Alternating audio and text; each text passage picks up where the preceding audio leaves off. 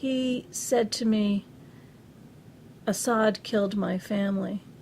He killed my mother, he killed my father, he killed my brother, And he said, and I stopped speaking for 3 years. And he pointed to another man who had gotten off the boat, and he said, I started speaking to him. And I just, it was so hard not to cry. And I had my moments, but,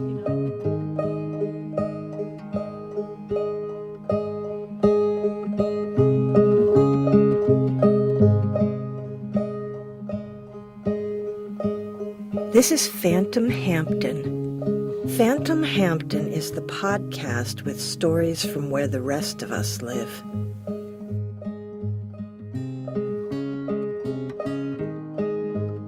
This episode is A Pilgrim to Greece. You'll hear the whistle blow 100 miles.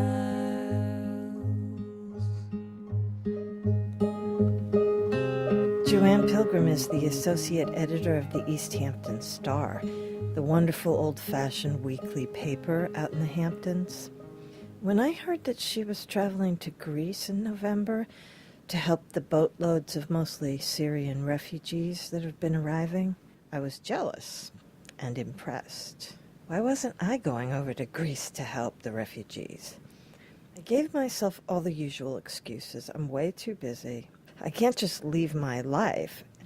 We're watching the world go by on our computers and our television sets. Every minute there's something worthy to give to. And after a while, I feel like you just have to start shutting some of it out, or else you cannot tend to your own life. As I saw her posts on Facebook and some of the photos that were coming back, I wanted to know what made her shut off her computer, get up off the couch, and fly across the world to help people she didn't know. Why does one person take the leap? Here's my talk with her. I've always been a poet, I'd like to say, or a person who has a writer's notebook and collects things about the world in that way. And it's been in the last 20 years that my profession has been writing at the Star as a journalist.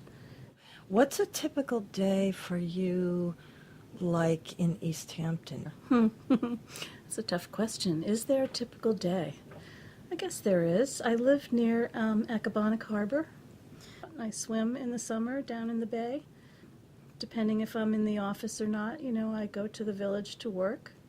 I feel very blessed that my commute is either through the woods or through the farm fields. And I'm always grateful about where we live. I keep a little garden, so I, putter around a bit outside. Don't you have animals too? Do you have dogs? No, I had a dog. That's one of my sidelines, however. I do dog sitting, like we all do out here. We do whatever we can to patch together a life. It's true. We get into our heads that we are really in need because it's almost impossible. The rents are so high here. It's really almost impossible to make ends meet year-round.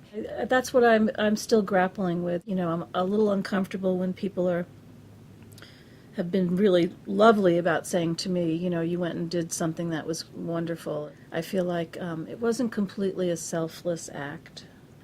I will admit that I had my own parallel thought process going into this. It has to do with me as a human being.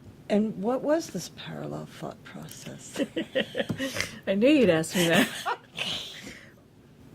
Living in the Hamptons, for one thing, there's a big divide. There are people, the haves, there's have-nots, there's in-between.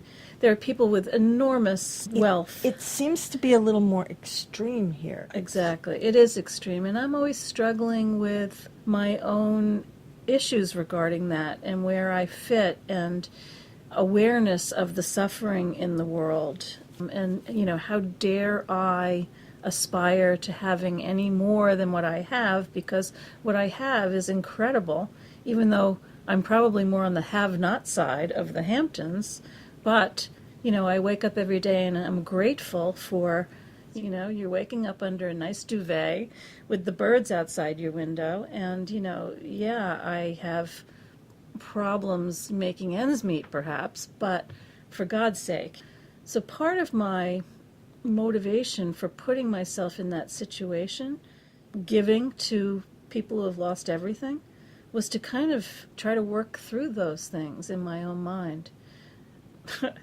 I still have absolutely no answers on any of that, and I think that's going to take a while, but I wanted to confront myself with it and to say, I do have the opportunity and the potential to go give something, what little it was. You know, being in a situation like facing what's happening around the world to these people is kind of a recalibration in some ways, you know. It was something I needed to do, and also at this point in my life, you know, it's time. It's kind of like, What do you mean it's time? well, you know, life's not getting any shorter. Any, you know. Oh, wait, you It just is said getting the shorter. opposite. Yeah, Exactly. that Yeah, is life's interesting. not getting any longer. I'm not getting any younger, you know. It's kind of, and that's part of my own journey as well. So, you know, I guess that's it.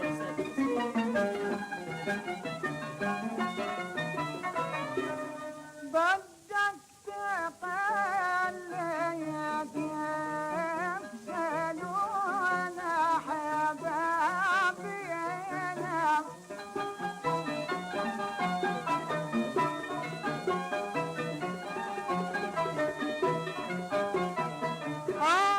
Because, you know, I heard recently that the Syrian refugee crisis has actually been going on for more than 5 years. I think the flow of Syrian refugees into Greece is at least 3 years, and really in earnest, I think, since last June or late spring.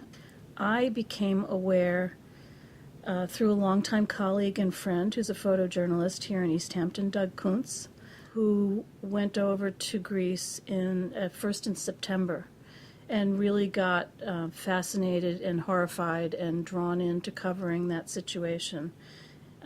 Really kind of just opened up in front of me as an opportunity. You know, I talked to Melissa Berman, who's the founder of East End Cares, and she said, well, you know, we're going around Thanksgiving, and why don't you come with us? I feel like those of us who can, you know, I don't have young children that needed me or anything like that, even a dog. I can, why shouldn't I, you know? Especially because you know, there's a story to tell, and I hope I can do that. You know, there are things that you can't even conceive of, what these people are facing and what they're coming from and what happens. There are people drowning, there are people, I mean, it's a really unimaginable situation, and nobody's really in charge. And so it's this extraordinary situation where there's these tiny ad hoc volunteer groups, and they're the people who are going out to the boats, fishing people out of the water, helping people who are drowning, giving them dry clothes, making sure they have food. It's really just, it's an amazing story. Was there a debate in your head, or was it just instant, you know, I'm going to go? It was instant. It felt like it just really, the path opened up in front of me and I had to pay attention. I was floored by the number of people in my community, my friends, and the larger community who offered to help me make it happen.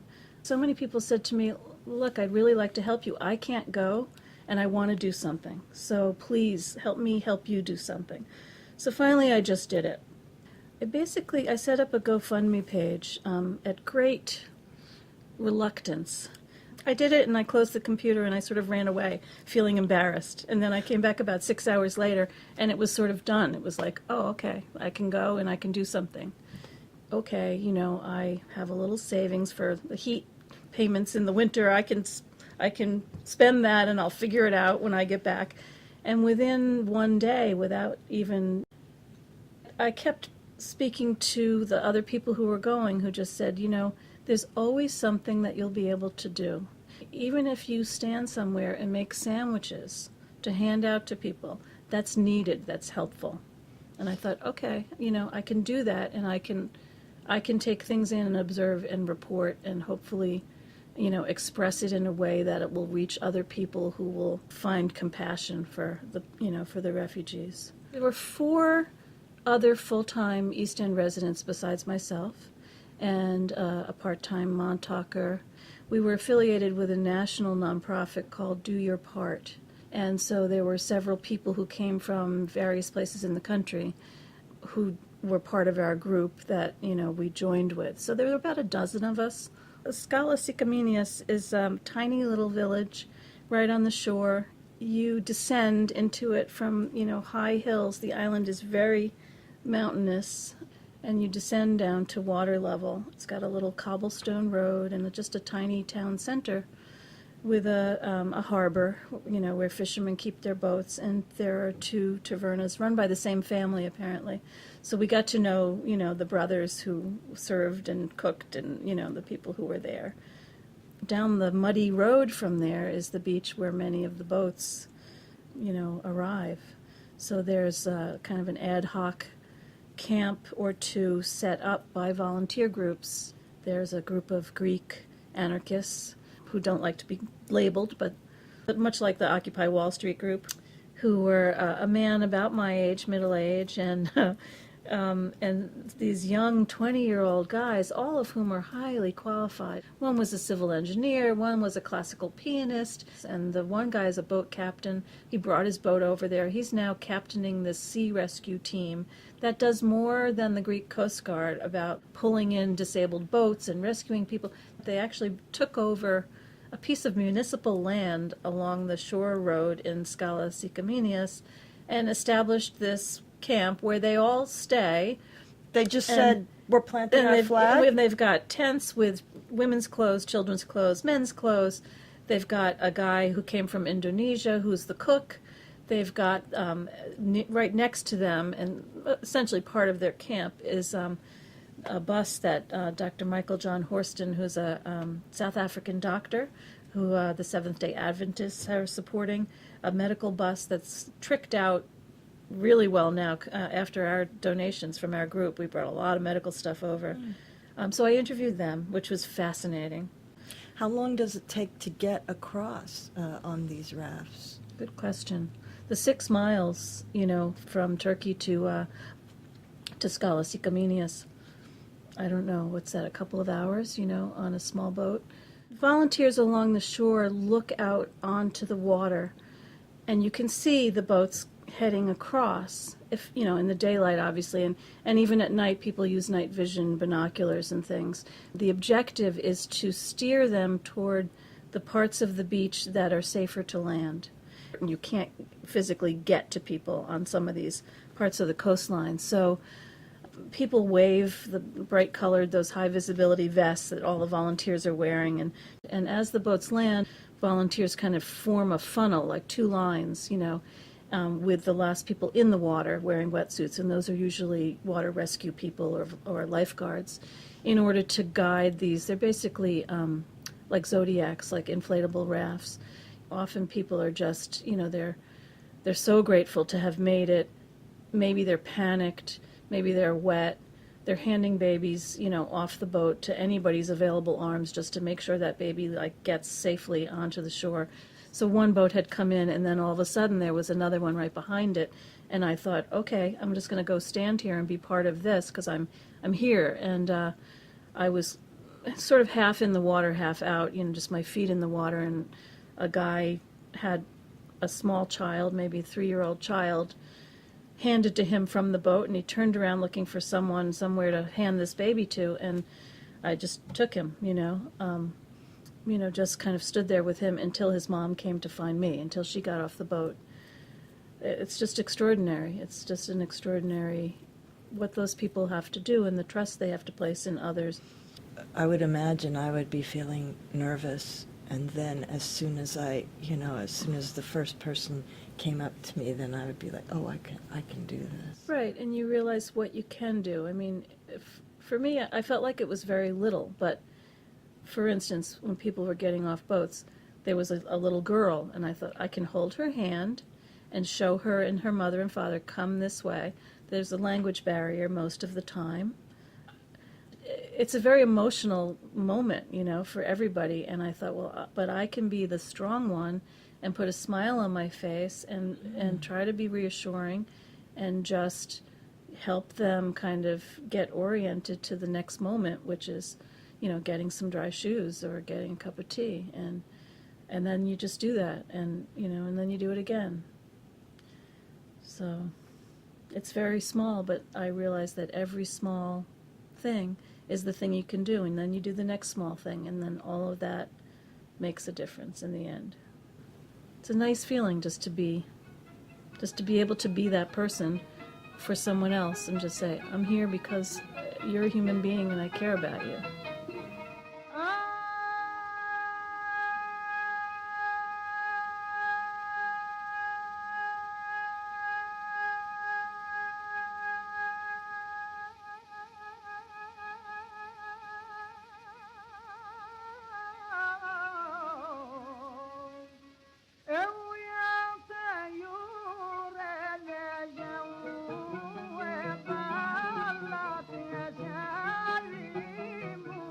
Is the word getting back to the place they embark? This is fantastic. People will help you just get this far. Our messages flowing back and forth. I'm sure they probably are. I mean, the Syrian refugees are often, they're not people who are destitute. These are people like you and me, who just happen to live in a place that there are all these factions that are fighting, and their streets are being bombed, and they've had to make this decision to go. So yes, they're arriving with cell phones, some of them, and they can call back home and tell family members and others that they made it safely. And that's an extraordinary thing to watch. I mean, sometimes they don't have cell phones, and volunteers will, give them a phone to do that. And you watch these conversations, it's quite moving, I'm just wondering, in terms of reporting and how different the eyewitness is today, because people can film, what an extraordinary record this crisis is going to have. Mm-hmm. Yeah, and I don't think you can discount the the power of social media and the way these things get out, and the little videos that are posted, and when people see the actual images of live things happening and see the interactions, it's completely different than reading a news column. I hate to say, since that's what I do, but I've heard some reports that just thousands of refugees are coming every day. it is constant. It varies. During the week I was there, Turkey and the European Union came to an agreement about migration, and the EU agreed to pay Turkey 3.2 billion euro in order to effectively close its borders and stop the flow of immigrants or refugees from going over to Greece. And so, the smugglers were unable to send people through. There were people in Turkey waiting to leave. There are smugglers who are getting paid 1,000 euros a head. There's potentially payoffs being made to officials, by those smugglers. Everybody kind of wants it to keep happening for their own selfish reasons. There was a family that I learned about through Emma Newberry, who was one of the Montauk volunteers. She met a family at the refugee camp, and they had been living under a bridge in Turkey for 11 days with a 10-month-old baby and some other children, because they made it to Turkey, but they exhausted their funds doing so. They had to stay there until someone in Turkey offered to pay their passage. I think Emma and some of the others, that the other volunteers, bought them ferry tickets to get to Athens and gave them some money so they could move on. But, those are the kinds of stories you just can't imagine. And I don't think most of those people, they could never imagined either, being in that kind of position. Who was the first person you really connected with? Well, there was a man who got off one of the boats in one of the first days I was there. He was very emotional, and I just gave him a hug. Crying or? Yeah, just about in tears, I mean, it's so moving. People, first of all, just this, finally being safe, and, everything. So he said to me, Assad killed my family. He killed my mother, he killed my father, he killed my brother, And he said, and I stopped speaking for 3 years. And he pointed to another man who had gotten off the boat, and he said, I started speaking to him, just on the raft. He said to me, if you have 100 friends, for me, 98 of them are gone. And I just, it was so hard not to cry. And I had my moments, but, how dare I cry? I haven't been through this. I'm just empathizing, So, again, just gave him a hug, found him dry shoes, got him a ride to the next waypoint. When you guys went back to the inn at night, would you just have a good cry, or? Sometimes. I mean, honestly, maybe because of who I am or something. And also I was reporting, so I went into reporting mode. I think that was my protective distance, I was there and involved, but I was also reporting, and my mind was thinking that way as well. Maybe that's what I used as a coping mechanism. Only after about a week of being home, this past weekend, it really sort of hit me, and it's not like it hit me. It's like suddenly anything just made me want to cry. This morning, for instance, I read a report about, or there were some photos that Doug put up, he's still over there, of the refugee camp, where it's cold now, it's cold, and they have pup tents to sleep in, just about, and maybe a blanket, and there are not enough. It's very crowded now. It wasn't that crowded when I was there. And, he said, we need sleeping bags here. This is unacceptable. He had a photo of some people wrapped in wool blankets just lying on the ground trying to sleep. And I just lost it, So it's little things like that you realize, like, it just becomes overwhelming, and just too sad.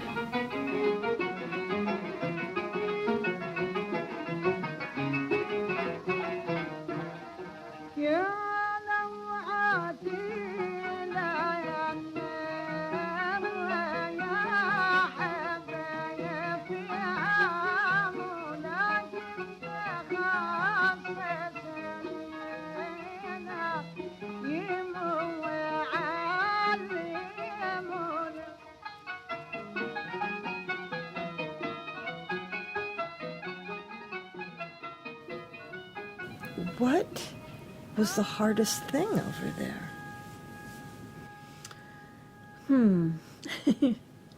The hardest is hard to quantify. I mean, there's sort of these parallel things happening, there's what's happening on the beach, where the boats are arriving. Then there's what's happening at the refugee camps. And how far away are those again? It's a distance. The island is not tiny, so it's an hour's drive, maybe. It's a 2-day walk. I mean, some of these people end up walking to the camp.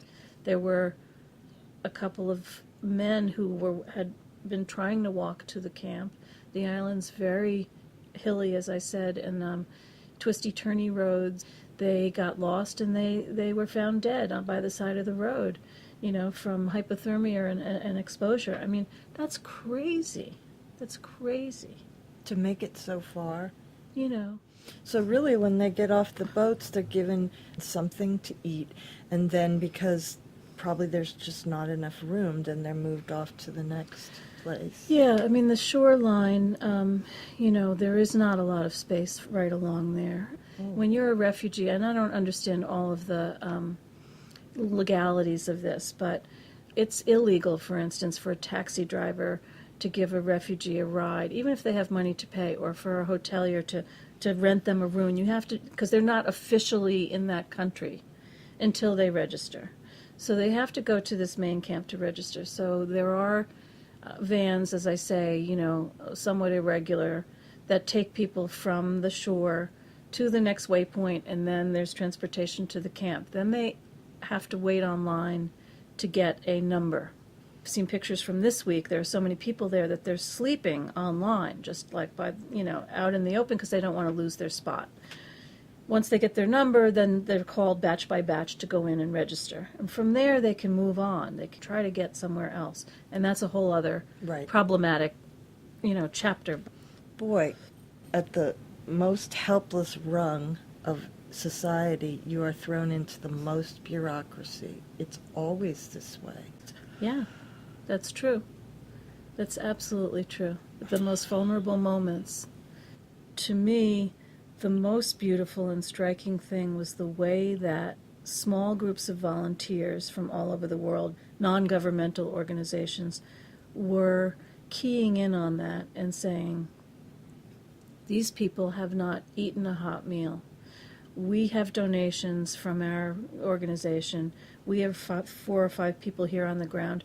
We're going to go get the groceries, get the food cooked, and come back with 1,000 hot meals.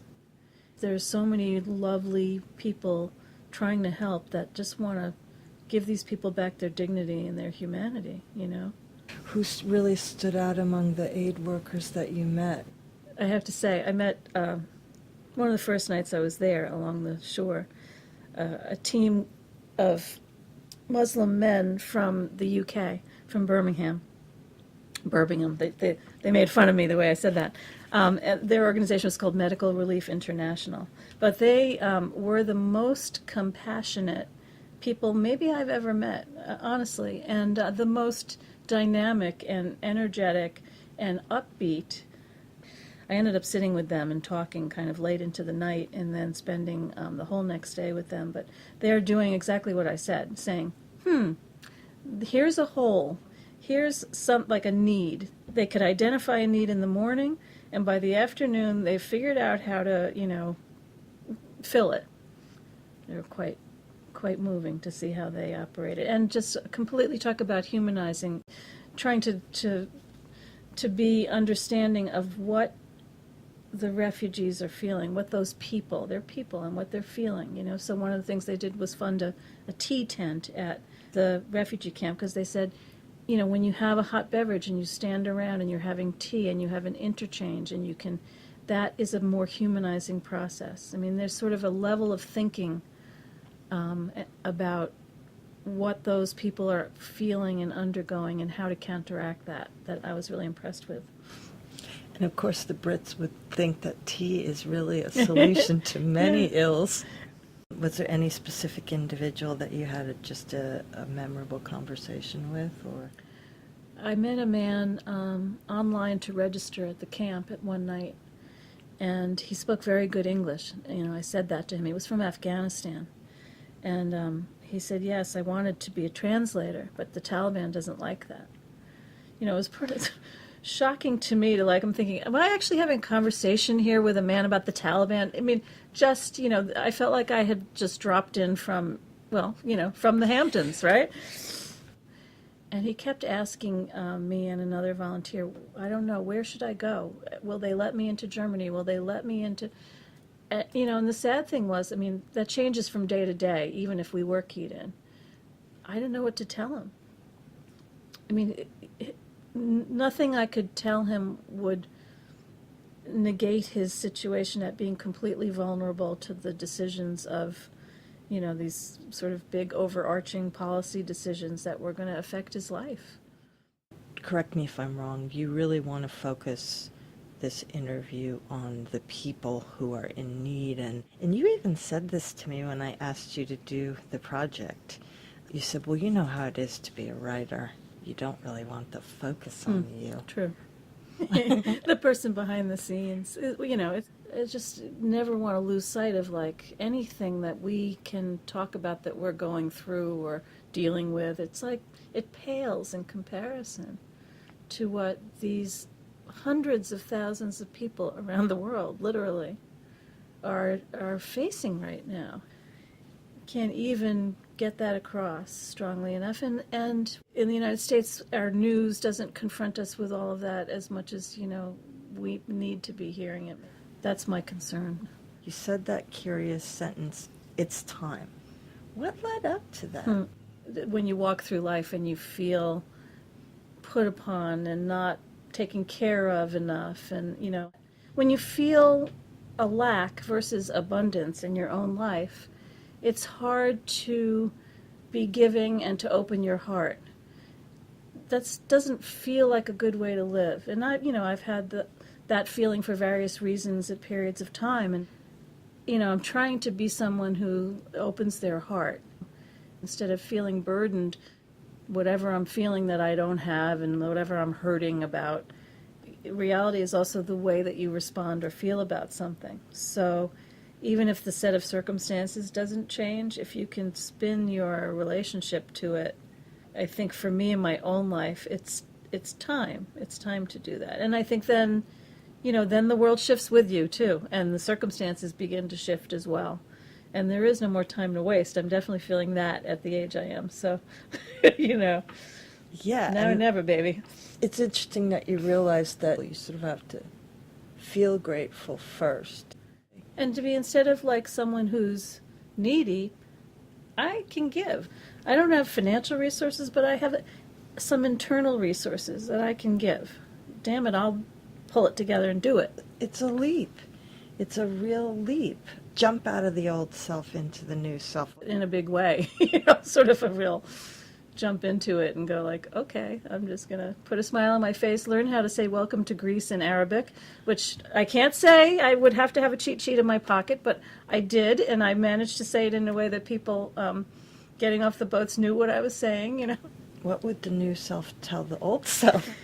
Well, maybe not to be so reticent, not to be as reticent with your love, with your feelings, and I feel the difference now. That extends to, between me and my friends even, just to have no compunction about putting your heart out there and letting people know how you feel or what they mean to you.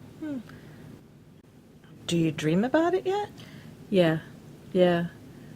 My dreams have been really interesting, and for a while there, it was like all night, it would be like a loop of images and places of like, the mud of the camp and this, being on the beach and like real things that I had seen. And then most recently, I'm starting to have dreams that are obviously related, but not running to a plane crash and looking for blankets. And, there's stuff that I didn't even really do. It totally does take over your consciousness. Was it hard to leave? Yeah. And it's hard to be back here without thinking about going back. It's interesting. Almost everyone's talking about going back. It sort of gets under your skin. On the one hand, it's a selfless thing in terms of the need is still there. For me, I feel like, as I said, I'm not so good at being quick on my feet to key into what's what. But now that I have, I feel like I could be even more helpful. There were times the day that I went with the guys from the UK, I left with them in the morning and didn't get back till 2 a.m. because it was just one thing after the next. And it's like, then there's dinner service, then there's this, then there's that. Then, you're driving along the road along the beach and you see a boat coming in and those people need a ride. And, it's very fluid. It's very fluid, Yeah, I can imagine that sometimes people might have to say to you, go to bed, because there's always somebody in need, I think that's a definite phenomenon for the people who are there working really hard for lengths of time, where people have to say to them, you need now to take care of yourself a little bit. Mm-hmm. Even because it is, like you say, it's an unending need. Anything else that struck you that you didn't get to talk about? Yeah, I can tell you a good little story. It starts in Greece. One night, there were boats coming in, and I was helping at the medical bus, and there were two young men who had asked me a question about something, and they spoke English. And so I kept going back to this young man and saying, could you help me? Can you translate for me? What is this woman saying? So finally, he just started hanging around, and he and his friend were talking to me, and they were both in their 20s, from Palestine, had studied in Iraq, and then had been in Syria and come over. One was a pre-med student and one was an economics student. So they were refugees? They were refugees, and they were still wearing wet clothes. And we kept trying to get them to change their clothes, because you don't want people to get hypothermia. But they got so involved in helping to translate that hours went by. And finally I went and got them both like a pair of jeans, socks, sneakers. I'm like, here, put these on. No, they were too busy, right? So I ended up having to leave for a little while, and I thought, oh no, I didn't say anything to them before I left. Bus after bus after bus came to take groups of refugees to the next waypoint to get to the camp, and they stayed. And when I went back to the medical bus, there they still were. And the one who was the economics student, not even the pre-med guy, was ended up wearing like surgical gloves and like sitting with people, and he was saying to me, "This woman's diabetic. She needs help." So, I mean, just amazing young men. We ended up taking pictures together and exchanging contact information. They were hoping to get to Germany, and they both wanted to continue their studies. And Ahmed, who was the economics student, I said to him, maybe you're going to go into this field, now. And he said, yeah, maybe I will. And he said, it's all about heart. So I woke up the other morning, I looked on Facebook, and I had a message from him. And they were both in Germany. And he was at a camp there. His friend Amar was not with him, but they were in touch. I don't know what's in the future for him, but for me, that was the one small, everybody's got a story and maybe a family that they met or, but for me, like, those were the guys. They were adorable and just so full of heart. Oh, that's a great story. Yeah. Let the wind blow east, let the wind blow west. Lord, I don't want to die in the storm. My mother, she died in the storm. My mother, she died in the storm. Let the wind blow east, let the wind blow west. If you like the music you're hearing, the traditional Syrian music is by Youssef Tage, T-A-G-E, and is believed to have been recorded in the 30s or 40s. The traditional songs at the beginning and the end of the podcast, the song Very Damn Gone and Don't Want to Die in the Storm, are used by gracious permission of the band Anna and Elizabeth. You can find them at annaandelizabeth.com. If you've been inspired by this conversation to help in the refugee crisis, you can go to East End Care's Facebook page, directrelief.org, and doyourpart.org. Lord, I don't